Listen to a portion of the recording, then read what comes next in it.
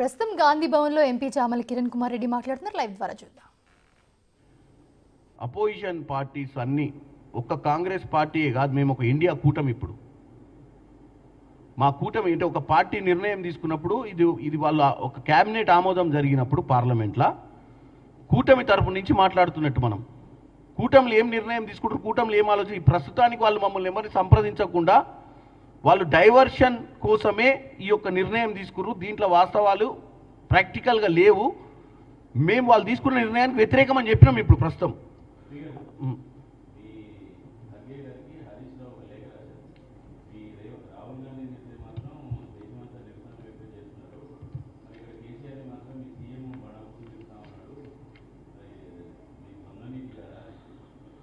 హరీష్ రావు గారు మాట్లాడితే 100 ఎలుకలు తిన్న పిల్లి తీర్థయాత్రలకు పోయినట్టుందని ఉన్నట్టుకుంది. ఎందుకంటే అసలు ఈ రాష్ట్రంలో ఈ బూతుల పురాణం అంటే ఇప్పుడు మనం మాట్లాడుకోలేనంత విధంగా మాట్లాడిందే వీళ్ళు. ప్లస్ ఆయన రాసిన లేఖల నెంబర్ 1 ఆటంకవాది అన్నందుకు మేము ధర్నాలు చేసినామని చెప్తుండు. నెంబర్ 1 ఆటంకవాది అన్నందుకు ధర్నాలు చేయలే. ఒక ఆయన ఢిల్లీలో ఏమన్నాడు, ఎక్స్ బీజేపీ ఎమ్మెల్యే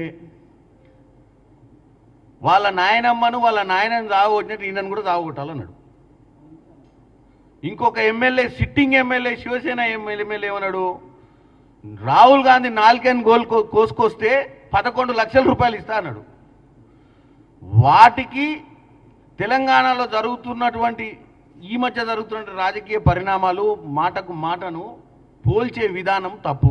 ఇక మీ అందరికీ ఒకటి చూపిస్తా. అసలు మన దగ్గర ఉన్నటువంటి మాస్టర్ బ్లాస్టర్ హీరో ఎవరా అంటే వీటన్నిటికీ ఎవరు డైరెక్టర్, కథ, స్క్రీన్ ప్లే డైరెక్టర్ అని అన్నిటికీ కేసీఆర్ గారే. ఈ భూత పురాణానికి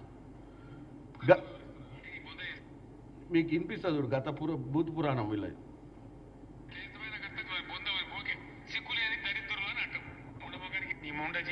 అందుకే మిమ్మల్ని పిచ్చి కుక్కలు ఉంటాం.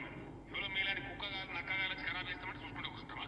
హౌల పుస్తకాలకి మాట్లాడకుండా వాళ్ళంతా సోషల్ మీడియాలో అన్ని అబద్ధాలు ప్రచారం చేస్తాం. ఇదా ఒక్కటన్నా వాళ్ళకి ఏమైనా సిగ్గు శరమని ఉందా? ఇప్పుడు సిగ్గులేని దరిద్రులు అంటే హిందీలో పెట్టిన పోస్టులు ఉత్తర భారత్లో ఇప్పుడు ఎలక్షన్ జరుగుతుంది కదా. ఈ దేశానికి పుట్టిన కుక్క మూతి పిండే మీరు. ఎవడో పిచ్చిమో ఏదో బాగా చెప్తారు, వాడు మాట్లాడేవాడు హౌలగాడు అన్నాడు. మరి మీరెందుకు పోతారు కళ్ళాల కాడికి? ఏం పీకెతందుకు పోతారు? అదేదో పెద్ద పీకినట్టు పడగొట్టినట్టు. ఇంత అసహనమా? ఒక ముఖ్యమంత్రి మాట్లాడవలసిన భాషనా? ఈ పద్ధత తెలంగాణ రాష్ట్రానికి సమాజానికి ఒక గౌరవమా? దానికి ఈ విధంగా ఓకే.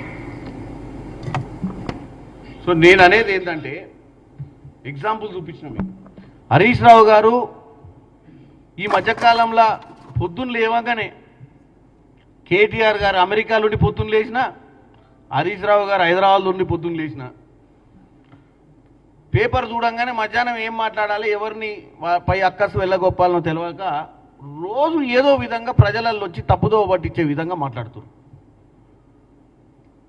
9 నెలలు అయింది ప్రభుత్వం వచ్చి, ఇంకా వాళ్ళు జీర్ణించుకోలేకపోతున్నారు ఈ ప్రభుత్వం చేస్తున్నటువంటి మంచి పనులు, ఈ ప్రభుత్వంలో జరుగుతున్నటువంటి కార్యక్రమాలను.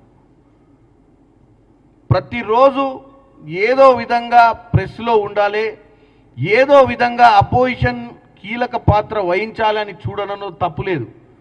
అది ప్రజలకు మంచి చేయడానికి ఉద్దేశించి చేస్తే మేము ప్రతిపక్షాలను కూడా పొగుడుతాం. కానీ పొద్దున్న లేస్తే ఇర్రెలవెంట్ అంటే సంబంధం లేని అంశాలపై మీడియాలో కంటిన్యూగా ఉండాలని ఒక ఆయన ఎక్స్ ప్లాట్ఫామ్, ఏది ఓన్లీ ట్విట్టరు ఎక్స్, ఇంకొక ఆయన ఏమో పనికిరా. ఇప్పుడు ఖర్గే గారికి ఆయన లెటర్ రాసిండు. నిన్న తీసుకున్న కార్యక్రమం దేనికి నేను ఇప్పుడే చెప్పిన ఏమేమి అంశాల మీద వాళ్ళు మాట్లాడిరని.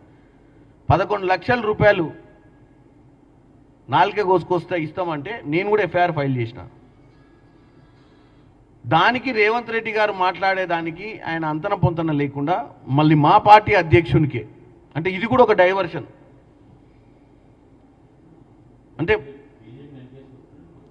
బీజేపీని ఎన్కేసుకొస్తున్నాను కూడా అనుకోవచ్చు. ఎందుకంటే వీళ్ళిద్దరి మధ్యన అండర్స్టాండింగ్ ఉంది, ఏం పెద్ద కొత్త కాదు కదా. ఈరోజు